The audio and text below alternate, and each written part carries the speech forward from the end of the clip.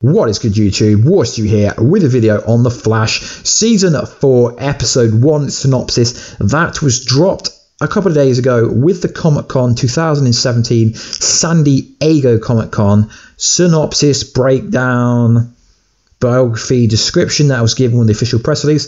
So we've just got to presume it is the actual synopsis, so let's go over it. So it reads like this: running up against an evil time remnant version of yourself is something no one should ever have to do, but that's exactly what faced Barry Allen, aka The Flash, as he fought to save the life of fiancée Iris West from the god of speed known as Savitar. Barry's victory was short-lived, however, as an unbalanced speed force began to wreak havoc on Central City, forcing Barry to sacrifice himself for the greater good. With the fastest man alive now trapped inside an extra-dimensional energy and unknown dangers lurking in the shadows, it will be up to Team Flash to free Barry from his own personal hell. So guys, this is quite interesting as it doesn't really tell us a lot. So Comic-Con is coming up in 3 weeks, July the 22nd. It will be the Flash special video presentation and Q&A. So it's going to be standard every year. They drop a teaser trailer and they answer questions about the up and coming season without giving too much away. But as we know, the Flash likes to ruin a lot of things.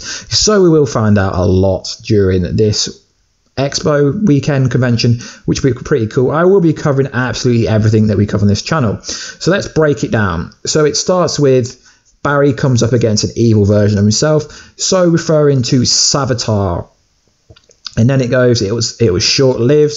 He was trying to save the love of his life, known as the Godspeed, Savitar. But obviously Godspeed is Godspeed, August Hart, not Savitar. But they went with that. Then it says he was short-lived due to an unbalanced speed force. It was unbalanced because obviously Jay Garrick in the season finale got out of the speed force prison, so then that created an unbalancing. But it's interesting how it took so long for this unbalancing to occur, because Jay Garrick got out the speed force before Savitar fight happened, and then 20 minutes later this happened. So interesting how it took so long for this to occur. And then it says forcing Barry into sacrifice himself for the greater good due to no one being inside the Speed Force prison. And then it says inside an extra dimensional energy and unknown dangers lurking around the shadows. So this is obviously referring to what I think it was Andrew Kreisberg and Greg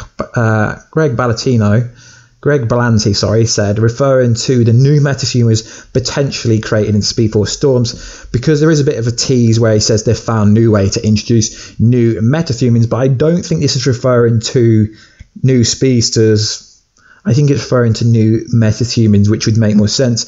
Obviously, there will be some new speedsters maybe, but seeing as the main speedster, villain is rumoredly not going to be a speedster, but I don't believe what any of these kind of people show say for 1 minute. They're just trying to throw you off. I mean, they did tell us that we'd never see whoever Savitar is coming. I called it in December, so I did see it coming, so I don't ever believe what they say, but it's going to be an interesting way how they can introduce new characters. And then it says it will be up to Team Flash to free Barry from his own personal hell. I mean, this doesn't really make sense, because the kind of Speed Force variation of Nora Allen said he's not going to hell, and he went in there under his own free will. He wasn't dragged in there because he went in there, or else it would have caused a crisis. Central City could have been destroyed, and the whole world. So it's interesting how they've worded it like that, because really he should come out of his own free will, because if he gets dragged out again. But I'm presuming they're going to do something like DC Rebirth, like the Flash Rebirth, when it's obviously him and Kid Flash cuddling each other and he's got to remember his name. I'm presuming something will happen like that. So what's interesting is the cast members at Comic-Con: Grant Gustin, Jesse L. Martin, Tom Cavanagh, Candice Patton, Danielle Panabaker, Carlos, Kian Longsdale, no Tom Felton. Tom Felton is going to be in the next season. He's currently in Vancouver. Obviously, The Flash doesn't start filming to Tuesday, July the 4th, I think it is.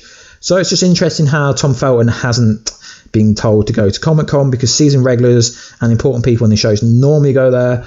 Willa Holland's going there with Arrow, and she's not a season regular for Arrow. And then it says that producers will be there. Then it says association with Blanty Productions, and then it just says that The Flash will be out on Blu-ray. Season 3 will be out on Blu-ray September the 5th.